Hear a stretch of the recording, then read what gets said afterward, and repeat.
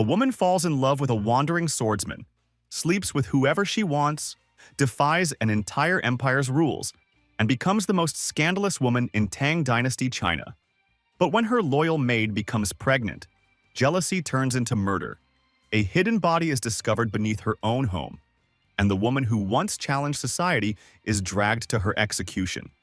What happened next was so shocking that even the man who loved her was willing to die beside her. This is the tragic and unforgettable story of Yu Xuanji. But before we uncover how this fearless woman became a legend, make sure to subscribe and turn on the bell icon. Yu Xuanji, a gifted poet who leaves behind life as a neglected wife, arrives at a Taoist monastery with her loyal maid, Lu Kui. The two walk through the peaceful grounds before settling in a quiet corner. Lu marvels at the beauty of the place and the elegant women living there. She says that if she had money, she would have become a Taoist nun herself. Xuanji teases her gently. She reminds Lu that only a month earlier, she wanted to become the wife of Li Bai, a refined official whose charm had captured her attention. Before their conversation can continue, screams erupt nearby. The women react in shock as a man enters the monastery, a place where men are forbidden. The intruder is Li Yi, Xuanji's former husband. Their marriage collapsed because he never understood her intellect or ambitions. Li drops to his knees and begs her to return home. The women of the monastery try to remove him, but Li's other wife pleads for him to speak. Xuanji calmly thanks Li for the care he once gave her, but her mind is made up. Even when reminded that his other wife cannot bear children and his family line may end, she remains firm in her decision. Later, Wang Lai, the strict master of the monastery, recites the commandments Xuanji must follow. She forbids killing, lying, stealing, drunkenness, and adultery. Wang Lai also warns her that the rumors surrounding her bold and sensual poetry must stop. Xuanji agrees respectfully, though a faint smile suggests she has no intention of changing completely. With the vows complete, Xuanji officially becomes a Taoist nun. Yet she continues to pursue pleasure in secret, drinking wine and entertaining both men and women.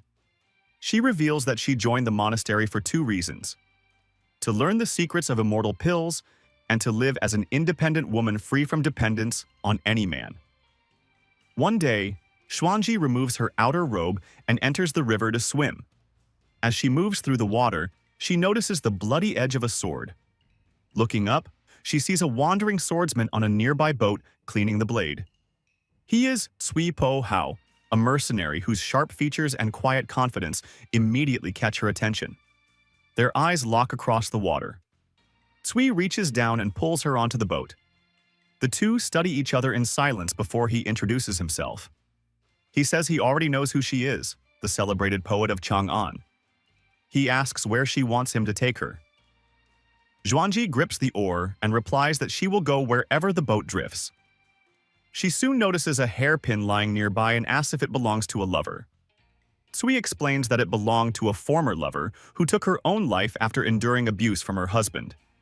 He avenged her death by killing the man himself. The bloodstains on the hairpin, he says, have never faded. Cui draws closer and kisses her neck. Xuanji responds by undressing, and the two give in to their desires.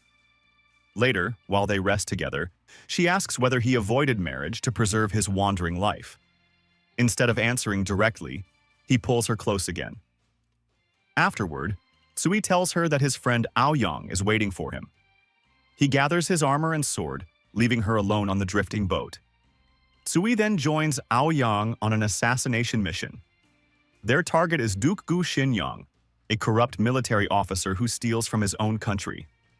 Together, Cui and Aoyang successfully assassinate him.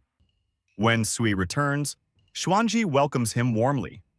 Their affair continues through secret meetings at her house and along the riverside.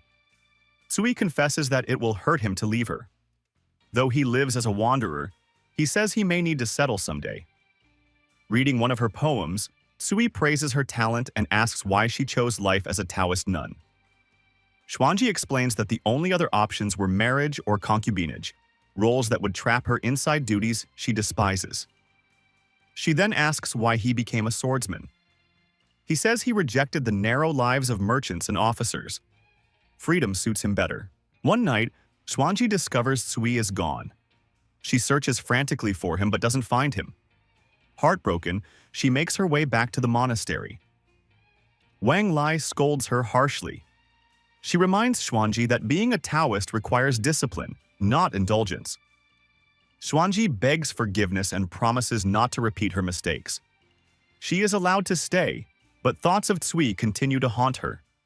In her room, Xuanji experiments with a strange potion and gives some to Lu Kui. She then turns her attention to her. Lu resists at first, but eventually yields. Someone discovers them, and the monastery expels Xuanji immediately.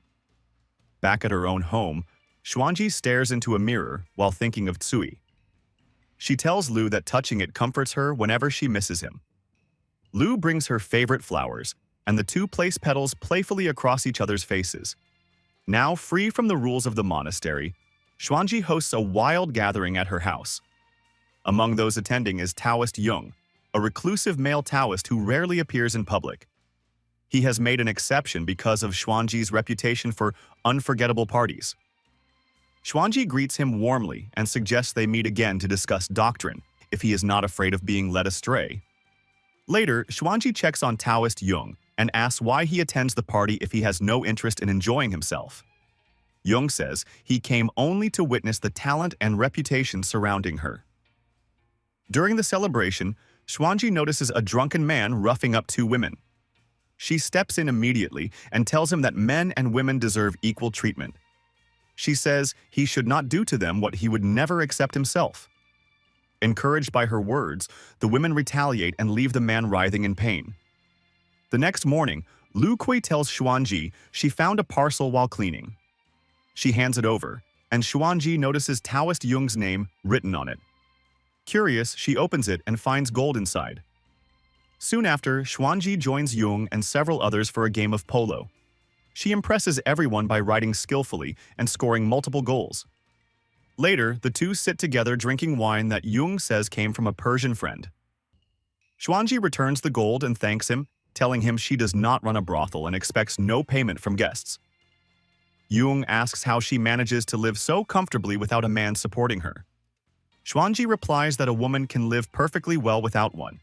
She adds that she may someday choose a reclusive life herself, though she would need the right companion beside her. Xuanji examines Yung's sword and immediately recognizes the craftsmanship. It matches Cui's blade exactly. She identifies the maker as Aoyang, the same smith who forged Cui's sword. Yung praises her knowledge. She asks where the craftsman lives, and Yung tells her he is the finest swordsmith in the region and resides at Shili Slope, east of Chang'an. The next morning, Xuanji rides there alone. When she meets Aoyang, she asks about Cui's whereabouts as she has not seen him in a long time. Aoyang says he does not know. Xuanji then commissions a pair of swords shaped like lovers embracing. Aoyang takes her hand, draws a drop of blood from her finger, and tastes it. He explains that he studies a customer's blood to understand what kind of sword to forge. Xuanji tells him that Cui's blood once mixed with hers. Aoyang accepts the order. On her ride home, Xuanji passes burned carts and corpses abandoned by the roadside. She reflects on how war spreads ruin everywhere and wonders whether Cui has fallen somewhere unseen. When she returns home, she finds Lu asleep and quietly slips into bed beside her. Lu embraces her without a word. The next day, Yung visits after hearing Xuanji has fallen ill. He says her condition is hard to cure because she drinks heavily and lives without restraint. He advises her to retire from the wild and free lifestyle and devote herself to spiritual discipline. Xuanji replies that she might retire if she ever finds a man like him. She says he could have been the right one, yet he keeps his distance and treats her like a woman beneath respect. She continues teasing him, saying the only man she knows with similar restraint is Aoyang. Yet while Aoyang resembles hard steel, she says Yung is like carved jade, beautiful but fragile. Not long after, Li Yi visits again carrying expensive gifts. Xuanji enjoys the control she now holds over him and toys with his affection. Li begs her to return home. She tells him he is an honest man while she has become a wayward woman, and the two no longer belong together. No matter how much he pleads, she refuses him again. During a local festival, music fills the streets as young people splash water at one another while crowds cheer nearby. Xuanji notices a half-dressed young woman whose body is covered in scars. She quickly covers her and leads her aside. The woman explains that her husband beats her constantly. By day, he demands obedience, and by night he demands submission of another kind. After speaking, the woman rushes back into the celebration, leaving Xuanji deep in thought. The festive mood shifts when a group of displaced young women arrives. They are refugees driven from their homes by the ongoing war. Nearby brothels offer them shelter. Xuanji asks Lu to escort Yung back to her house, and Lu agrees. On the way there, Yung assaults Lu. She keeps the incident secret. Back at home, Xuanji orders water prepared for the refugees so they can wash and recover. While helping them bathe, she asks whether anyone survived the raids or whether any rebel forces remain. The women say even the strongest fighters have been wiped out. Hearing this, Xuanji fears Sui may be dead. That evening, Xuanji hosts dinner with Yung and several guests when armed bandits burst into the house demanding to see her. Their leader says he has long heard of Xuanji's beauty and intelligence and wanted to see her himself. When one guest tries to defend her, the intruder strikes him down. He introduces himself as So Kung, a killer of corrupt officials. Xuanji asks what he wants. So Kung says he wants to enjoy himself as freely as everyone else in the house. Several men resist, but the bandits kill them quickly. The intruders begin harassing the women. So Kung grabs Xuanji, but she pushes his hands away. Enraged by her defiance, he orders his men to drag her outside. In the courtyard, So Kung forces Xuanji and Lu to touch each other while his men laugh and jeer. As they obey to survive, Lu quietly tells Xuanji she wants to return to her hometown someday. Suddenly, Cui arrives with Aoyang. The two men charge into the bandits and cut them down one by one. So Kung seizes Lu as a shield and tries to flee, but Cui and Aoyang corner him and drive their swords through him at once. The next morning, everything returns to normal. Xuanji shares tea with Cui and asks where he has been for the last 2 years and how many women he has taken during that time. He says he has wandered constantly and lost count. Xuanji replies that she has searched for someone ever since he left. When he leans in to kiss her, she turns away. Aoyang soon arrives carrying the paired swords she commissioned. Xuanji asks him and Cui to duel with them so she can judge their balance. They agree, and she watches with Lu as the blades clash. When the fight ends, she gives the swords to the two men, calling them worthy owners. That night, Xuanji sees Lu leaving Sui's guest room. She waits until Lu is gone, then enters silently. She and Cui stare at each other passionately. Within moments, they're in each other's arms. Afterward, resting on his chest, she asks what Lu wants from him. Cui says Lu hopes to settle down with him. He soon falls asleep beside her. Hurt by what he said, Xuanji takes his sword and raises it over him. She hesitates. Cui wakes, studies her face, then lifts her in his arms, carries her outside, leaves her beneath a tree, and disappears into the night again. While entertaining guests at her house, several men ask Xuanji to compose a poem for them and promise to pay whatever price she names. She declines, saying she is not in the mood. Moments later, Taoist Yung arrives at her door. The two exchange a silent look before later sitting together for tea. Yung tells her how deeply he admires her talent. That night, after seeing off a customer, Xuanji confronts Lu Kui about her recent behavior and asks if she's pregnant. She demands to know who fathered the child and orders Lu to drink a concoction meant to end the pregnancy. To Xuanji's surprise, Lu refuses. She says she plans to keep the baby, give birth, and marry afterward. When Xuanji asks if the father is Cui, Lu says no. She explains that she has been saving money to buy her freedom and start a new life. Furious, Xuanji strikes her. She says that after treating Lu like a younger sister, Lu has chosen to betray her. She tells Lu to leave if that is what she wants.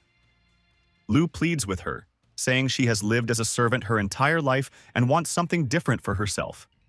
Xuanji insists Lu was never a slave in her house. Xuanji storms into her room and returns with abortion medicine. Pressing a sword to Lu's neck, she orders her to drink it or die. Lu refuses again. Xuanji says she will not allow her to leave or keep the child. When Lu still stands firm, Xuanji stabs her and kills her. As Lu dies, Xuanji whispers that she was never a servant, but like a little sister. Later, while speaking with Yung, Xuanji laments how little happiness life has given her. Yung says he wishes to pay Lu's price and secure her freedom. Xuanji lies and says Lu has already returned to her hometown to marry. Soon after, a stranger arrives asking for Lu. When Xuanji asks what his business is with her, he shyly reveals that he has saved enough money to redeem her. Xuanji repeats the same lie, saying Lu has gone home to wed. The man leaves disappointed. Back with Yung, Xuanji mocks him and asks why so many men desire Lu.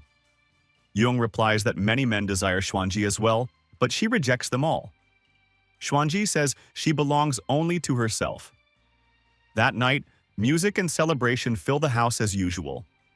Yung, troubled by Lu's sudden disappearance, watches Xuanji closely. Outside, one of the musicians notices a foul smell coming from the ground. He alerts others, and they begin digging. Moments later, they uncover Lu's buried body. Their screams draw everyone outside. Yung sees the corpse and realizes Lu has been hidden in Xuanji's own courtyard. The news spreads quickly.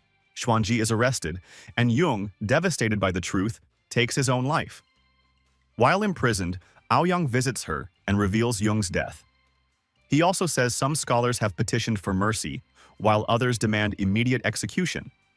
They admire her brilliant mind, but condemn the life she chose. Aoyang offers to kill her himself so she will not suffer at the execution ground. Xuanji laughs and refuses. The next morning, as the executioner prepares to strike, Tsui suddenly appears and hurls a spear through the man's chest. He fights through the guards to reach Xuanji and urges her to flee with him. She refuses. She tells him he has always come and gone as he pleased, never once asking what she wanted. The officers overpower them both and prepare a second execution. As they wait, Tsui asks why she rejected freedom. Xuanji says she has lived enough and lived more boldly than most women ever could. She asks why he abandoned his wandering life. Tsui says that without her, wandering means nothing. He chooses to die beside her, adding that gold is easier to find than a true lover. Before the executioners can act, Aoyang charges through the guards. Refusing to let his friend die at their hands, he swiftly beheads both Xuanji and Tsui himself. Yu Xuanji's life ended in tragedy, but her story survived for centuries. If you enjoyed this tale of love, rebellion, and destiny, subscribe and turn on the bell icon for more unforgettable stories from history.